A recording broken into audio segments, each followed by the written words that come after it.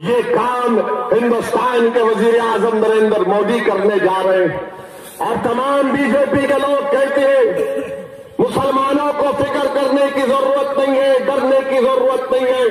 सुनो संघ परिवार के लोगों, सुनो बीजेपी के जिम्मेदारों, हमको किसी से डर नहीं लगता। हमको ना मोदी से डर लगता है, ना हमको नीतीश कुमार से डर लगता है, ना हमको लालू प्रसाद यादव से डर लगता है, ना हमको राहुल गांधी से डर लगता है। अगर हमको किसी से डर लगता है तो जमीन और आसमान को बनाने वाले से डर लगता है। डर नहीं लगता। अगर हम यहां पर जमा हुए तो डर की बुनियाद पर जमा नहीं हुए, याद रखो। हम यहां पर जमा हुए तो उम्मीद के ऊपर जमा हुए। अगर हम किशनगंज के इस मैदान में जमा हुए तो डर की बुनियाद पर नहीं बल्कि मुल्क को बचाने की बुनियाद पर जमा हुए। हिंदुस्तान का कौमी तराना पढ़कर अपने जलसे का आगाज करते तो डर कर नहीं, मुल्क से मोहब्बत के नाम पर हम कौमी तराना पढ़ते और पढ़ते रहेंगे। अगर आज के जलसे में हमारा तिरंगा लहरा रहा है तो अपनी वफादारियों को दिखाने के लिए नहीं बल्कि उन लोगों से तिरंगा छीन कर बता रहे कि अब तिरंगे को बचाना है, इसलिए हम इस तिरंगे को उठाकर इसको बुलंद रखेंगे। मेरे दोस्तों और बुजुर्गों, आज आपको पैगाम देने के लिए मैं आया हूं। ये कानून हमारे भारत के संविधान के खिलाफ है, ये कानून अम्बेडकर की सोच के खिलाफ है, ये कानून गांधी की खुरबानियों के खिलाफ है, ये कानून राजेंद्र प्रसाद के ख्वाबों को चूर करता है। इसलिए मैं किशनगंज से भारत की आवाम से अपील करता हूं कि इस कानून को मुस्तरद करो, रिजेक्ट करो, ये मुल्क के मफाद में नहीं है। और बीजेपी के लोग वजीर आजम रामलीला ग्राउंड दिल्ली से कहते हैं कि एनआरसी की बात ही नहीं है। अमित शाह दूसरे दिन कहते हैं अब ये एनआरसी नहीं है। आज रविशंकर प्रसाद जो पटना के रुकने पार्लियामान है, इंडियन एक्सप्रेस अखबार में एक और बयान देते, पहले नोटिफिकेशन आएगा, फिर उसके बाद देखा जाएगा, जो डेटा जमा होगा वो देखेंगे कि रियासती हुकूमतों को कैसे उसको इस्तेमाल करें या क्या करें। मैं आपको एक बात बता रहा हूं, बीजेपी और वजीर आजम कहते हैं कि मुसलमानों को फिक्र करने की जरूरत नहीं है। नीतीश कुमार कहते हैं कि मुसलमानों का कोई नुकसान नहीं है। नुकसान है। जब भारत का नुकसान होगा तो मेरा नुकसान नहीं होगा क्या? जब भारत के संविधान की धज्जियां उड़ाई जाएंगी तो मुझे नुकसान नहीं पहुंचेगा। मैं पार्लियामेंट में भी इस सवाल को उठाया और आज आपके दरमियान में खड़ा होकर इस सवाल को उठा रहा हूं। बताओ वजीर आजम, बताओ बिहार के चीफ मिनिस्टर, आसाम में एनआरसी हुई और 19 लाख अवाम के नाम आसाम के एनआरसी में नहीं आए, जिसमें से 5 लाख मुसलमान, बाकी हमारे गैर मुस्लिम भाई और बहन हैं। क्या बीजेपी ने यह प्रोग्राम नहीं बनाया कि आसाम में मुसलमानों को छोड़कर खासतौर से 5,40,000 जो हमारे आसाम में हमारे हिंदू भाई जो बंगाली जबान बोलते हैं, उनको भारत की शहरियत दी जाएगी, नागरिकता दी जाएगी। उन पर जो फॉरेनर्स ट्रिब्यूनल में मुकदमा चल रहा है वो खत्म हो जाएगा, जिसका जिक्र इस कानून में है। और किस पर मुकदमा चलेगा? फिर वो 5 लाख मुसलमान जो बंगाली जबान आसाम में बोलते हैं, उन पर मुकदमा चलेगा, उनको डिटेंशन कैंप में डाला जाएगा।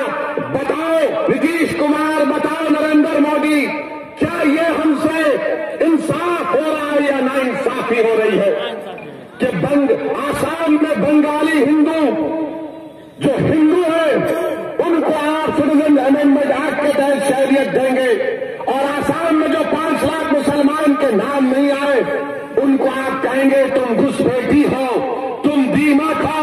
अरे ये तुम्हारी नाइंसाफी नाइंसाफी है।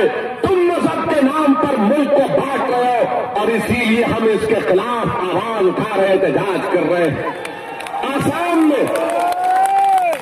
में मेरे भाई, ये मेरे अल्फाज नहीं है, आसाम के फाइनेंस मिनिस्टर हेमंत बिस्वा शर्मा का नाम देकर देख लो गूगल पर जाकर, एक नहीं 71 बयान मिलेंगे कि हेमंत बिस्वा शर्मा कह रहा है कि जो 5,40,000 हिंदू बंगाली, उनको डरने की जरूरत नहीं है, सिटीजन अमेंडमेंट एक्ट के तहत हम उनको शहरियत दे देंगे।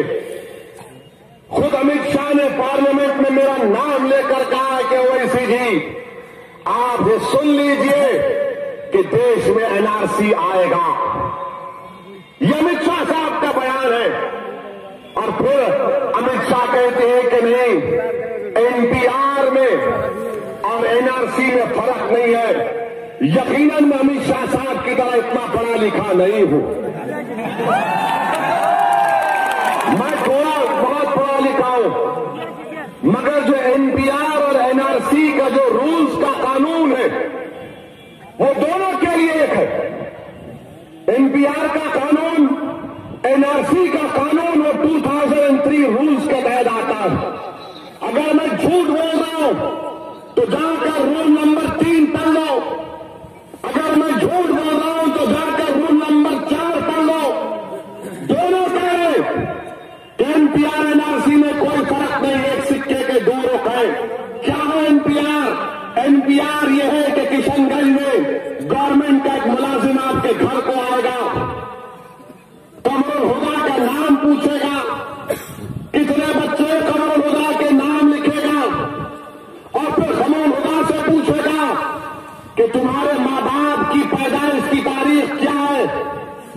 उसके बाद पूछेगा कि कहां पैदा हुए थे आपके माँ बाप। बच्चों से पूछेंगे, ये इंफॉर्मेशन लेकर लोकल रजिस्टर में जाएगा और लोकल रजिस्टर में एक गवर्नमेंट का छोटे लेवल का मुलाजिम लिख देगा कमरुल हुदा मुश्तबा सिटीजन है, डाउटफुल सिटीजन। ये उसका इख्तियार है, वो लिख देगा कि कमरुल हुदा डाउटफुल सिटीजन है। फिर वहां से लेकर आएगा कमरुल हुदा को, जनाब कमरुल हुदा साहब, आप हिंदुस्तान की शहरियत आपकी शक में आ चुकी है, आप डाउटफुल हैं, क्या कागजात है आपके पास, लेकर आइए। क्या कमरुल हुदा साहब जाकर अपने वालिदैन का बर्थ सर्टिफिकेट लाके देंगे? क्या कमरुल हुदा साहब इस उम्र में आकर बताएंगे कि मैं भारत का, इस देश का वासी हूं? कौन तय करेगा? किसने तुमको इख्तियार दिया कि तुम तय करोगे कि भारत का नागरिकता किसके पास है या नहीं? मेरे भाई, ये कानून काला कानून है, ये एनपीआर में होगा। अब एनपीआर में जब कमरुल हुदा का नाम निकल गया तो एनआरसी बन जाता है। अब क्या बचता है फिर? ये किसको बेवकूफ बना रहे हैं बीजेपी और नीतीश कुमार? एनपीआर एनआरसी एक है, याद रखो। अगर एनपीआर का काम जो सरकार शुरू करना चाहती है अप्रैल 2020 से, एनपीआर जब बन जाएगा तो एनआरसी कुछ नहीं है, थोड़ी देर में एनआरसी बन जाएगी। क्या आसाम में कैसे हुआ? आसाम में मेरे भाई जिनके पास कागज नहीं है, मैं जानता हूं आसाम में कि बेटे का नाम आ गया, बाप का नाम आ गया, पोते का नाम आ गया, मगर मां का नाम नहीं आया। इसलिए कि मां शादी के बाद घर बदलती है। यह मसला हमारे महिलाओं को सबसे ज्यादा मुतासिर करेगा, चाहे वो मुसलमान हो या ना हो। कहां से लाकर बताएंगे? ये एनपीआर में, जैसा कि अभी हमारे पूना से बंबई से आए वाला मेहमान ने कहा कि क्यों पूछ रहे हैं आप हमसे पासपोर्ट, हमसे सेल फोन नंबर, आधार, मेरे माँ बाप कब पैदा हुए, उनकी तारीख पैदाइश क्या है? इसलिए कि भारत में जो कानून है वो ये है कि अगर 87 से पहले कोई पैदा हुआ तो भारत का शहरी, 87 और दिसंबर के दरमियान में जो पैदा हुआ तो कम से कम उसकी एक वालिद या मां भारत की शहरी होनी चाहिए तो शहरियत मिलेगी। और 2004 के बाद अगर दोनों माँ बाप हिंदुस्तान के शहरी नहीं तो किसी को भी शहरियत नहीं दी जाएगी। यह कानून है। और आज रविशंकर प्रसाद इंडियन एक्सप्रेस अखबार में कंफ्यूज करने के लिए, भारत के अवाम को, जनता को बेवकूफ बनाने के लिए एक औरत बयान देते हैं। रोज एक एक बयान आता है। कभी नकवी साहब कुछ कहते हैं तो कभी रविशंकर प्रसाद कुछ कहते हैं, कभी अमित शाह कुछ कहते हैं, कभी नीतीश कुमार कुछ कहते हैं, कभी वजीर आजम अपनी मन की बात में हमेशा कुछ ना कुछ नई बात करके चले जाते हैं। ये